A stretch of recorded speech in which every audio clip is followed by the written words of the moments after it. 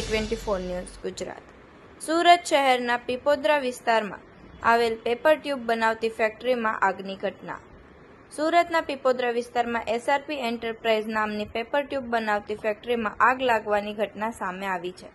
આગ લાગવાનું મુખ્ય કારણ શોર્ટ સર્કિટ હોવાનું અનુમાન લગાવાયું છે।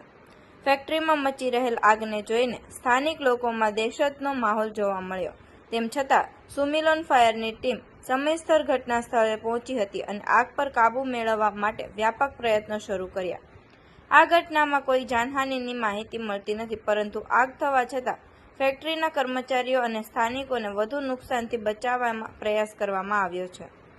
આ આગના કારણે એરિયામાં ધુમાડો ફેલાયો હતો, પરંતુ ફાયર ટીમના પ્રયાસોથી આગ પર કાબૂ મેળવવામાં સફળતા મળી છે।